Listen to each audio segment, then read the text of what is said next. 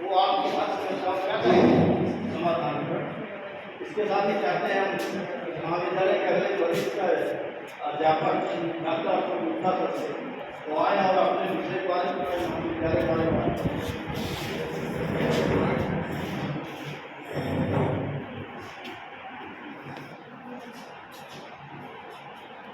विद्यालय में विभिन्न विषयों के विशेष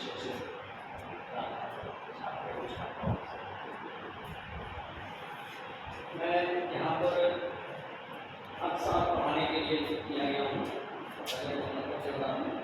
मेरी शिक्षा दीक्षा सिंगरौली की ग्रेजुएशन मेरा बैठन कॉलेज से MA और PhD करने के बाद मैं थोड़ा अपने विषय पर बात करना चाहूँगा। तो नई शिक्षा नीति है, इसलिए हमने बताया था कि आपके बोझ को हल्का करने के लिए नई शिक्षा नीति ने मेजर माइनर इलेक्टिव प्रोफेशनल जैसे व्यवस्था जारी की। दोनों पेपर पढ़ने पड़ते थे, अभी केवल मुख्य विषय के ही 2 पेपर पढ़ने पड़ेंगे। तो माइनर विषय होगा उसका सेकंड पेपर या एक पेपर पढ़ेंगे। इसी तरह से इलेक्टिव में एक पेपर पढ़ना पड़ेगा। अब साथ में थोड़ा सा बात करें अपने विषय की, तो अच्छे क्वेश्चन पढ़ते होंगे तो 2 पेपर जरूर पढ़ेंगे। एक व्यष्टि शास्त्र का पेपर पढ़ा होगा और एक भारतीय अर्थव्यवस्था। अर्थशास्त्र के 2 बेस हैं। हम लोग पढ़ते थे तब एक पेपर हुआ था एडवांस इकोनॉमिक्स, अभी उसका 2 ब्रांच हो गया है, माइक्रो इकोनॉमिक्स और मैक्रो इकोनॉमिक्स, व्यष्टि अर्थशास्त्र और समष्टि अर्थशास्त्र। बात करें आप लोग अक्सर देखे होंगे किताबों में कि एक ही शास्त्र की, एक ही विज्ञान की, एक ही विषय की कई परिभाषाएं होती हैं, सब में अंतर होता है। तभी आप ये समझने का प्रयास नहीं किए होंगे कि अर्थशास्त्र तो एक ही है लेकिन परिभाषाएं अलग अलग हैं, सबके भाव अलग अलग हैं, सबके अर्थ अलग अलग हैं। ऐसा होता क्यों?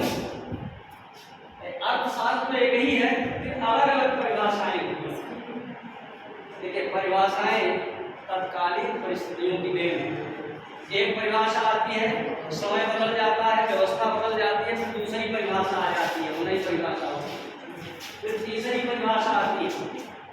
मैं अर्थशास्त्र के 2-3 परिभाषाओं पर थोड़ा सा चर्चा करें, आपको समझ जाए।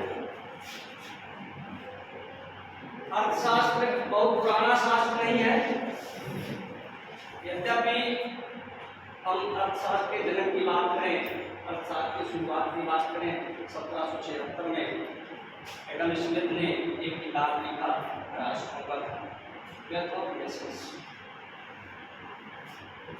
वहीं से ये माना जाता है कि अर्थशास्त्र की शुरुआत हुई है, अर्थशास्त्र के जनक के रूप में इनको स्वीकार किया गया। क्या इसके पहले इकोनॉमिक्स नहीं था?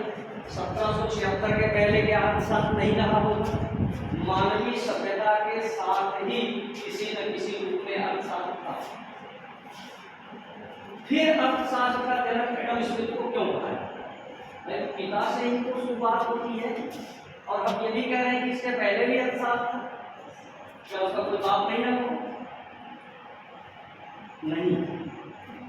देखिए, हमारे शरीर में कई अंग हैं, हाथ, पाँव, सर, है ना? हाथ को हम शरीर नहीं कह सकते, सर को अकेले शरीर कह सकते हैं, पाँव को अकेले शरीर कह सकते हैं, लेकिन सबको एक साथ साफ कर दीजिए तो शरीर बन सकता है। केवल यही काम एडम स्मिथ ने किया। अर्थशास्त्र का क्षेत्र, अर्थशास्त्र का स्वरूप, विषय सामग्री, इन सबको एक साथ करके एक वैज्ञानिक व्याख्या प्रस्तुत की, इसलिए उनको जनक कहा जाता है। उस समय मित्रों बिल्कुल इस तरह से विस्तार नहीं था। उस समय केवल कुछ बेसिक नीड्स थी, रोटी, कपड़ा और मकान, जो हम मुख्य जरूरतें कहते हैं। उस समय एक आर्थिक मनुष्य था, सामाजिक नहीं था, राजनीतिक नहीं था, सांस्कृतिक नहीं था, शैक्षिक नहीं, केवल कैसा मनुष्य था? तब उन्होंने परिभाषा दी कि अर्थशास्त्र वह विज्ञान है जो धन का केवल धन का अध्ययन करता है। देखिए उस समय की परिभाषा थी कि अर्थशास्त्र वह विज्ञान है जो केवल धन का अध्ययन करता है, समाज का अध्ययन नहीं करता, राजनीति का अध्ययन नहीं करता।